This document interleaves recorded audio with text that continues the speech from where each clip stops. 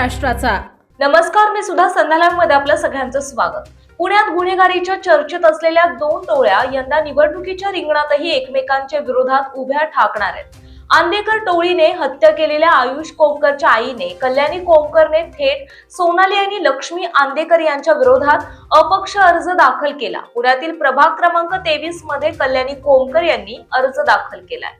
अजित पवारांनी जर आंदेकर कुटुंबियांना उमेदवारी दिली तर आत्मदहन करेन असा इशारा कल्याणी कोमकर यांनी दिला होता। अजित पवारांच्या राष्ट्रवादीकडून सोनाली आणि लक्ष्मी आंदेकर या दोघींनी उमेदवारी अर्ज भरला। त्यानंतर कल्याणी कोमकर यांनी आपला अपक्ष उमेदवारी अर्ज दाखल केला आहे। त्यामुळे आंदेकर विरुद्ध कोमकर हा गुन्हेगारीतला संघर्ष पुन्हा एकदा निवडणुकीच्या रिंगणात पाहायला मिळणार आहे। आयुष कोमकरच्या आईने शिंदेच्या शिवसेनेकडे उमेदवारी मागितली होती, मात्र ती उमेदवारी न मिळाल्याने मुलाच्या खुनाचा बदला घेण्यासाठी थेट कल्याणी यांनी अपक्ष अर्ज दाखल केला आहे। कल्याणी कोमकर यांनी आंदेकरांच्या उमेदवारीवरून अजित पवारांना इशारा दिला होता। त्या म्हणाल्या होत्या की आंदेकरांच्या विरोधात मी निवडणूक लढवणार आहे। अन्यायाच्या विरोधात लढण्यासाठी मला उमेदवारी द्यावी।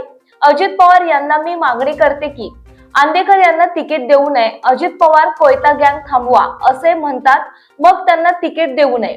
कल्याणी कोमकर पुढे म्हणाल्या होत्या की मी कोर्टात आंदेकर यांच्या विरोधात जाणार आहे। मला माहिती नाही आंदेकर यांना कोण मदत करत आहे, पण राजकीय लोक मदत करतात हे मात्र नक्की आहे। जर का त्यांना कोणीही तिकीट दिले तर त्या पक्ष कार्यालयाबाहेर मी आंदोलन करेन। वनराज आंदेकर माझा भाऊ आहे, मी माझ्या भावाची सुपारी का देऊ? आम्ही असे काही केले नाही तरी आम्ही भोगतोय असं कोमकर आंदेकर म्हणाल्यात। वनराज आंदेकरच्या हत्येत आमचा संबंध नाही। माझा मुलाचा माझा कोणाशी वाद नव्हता। कोण असे का करेल? आंदेकरांना अपक्ष लढू द्या, पण पक्षाकडून नको। लोकांची घरे ते उद्ध्वस्त करत आहेत असा आरोप कल्याणी कोमकरांनी केला। ताज्या आणि महत्त्वपूर्ण बातम्या पाहण्यासाठी आजच आमच्या संध्या लाईव्ह न्यूज चॅनलला YouTube वर सबस्क्राईब करा आणि बेल आयकॉन प्रेस करा।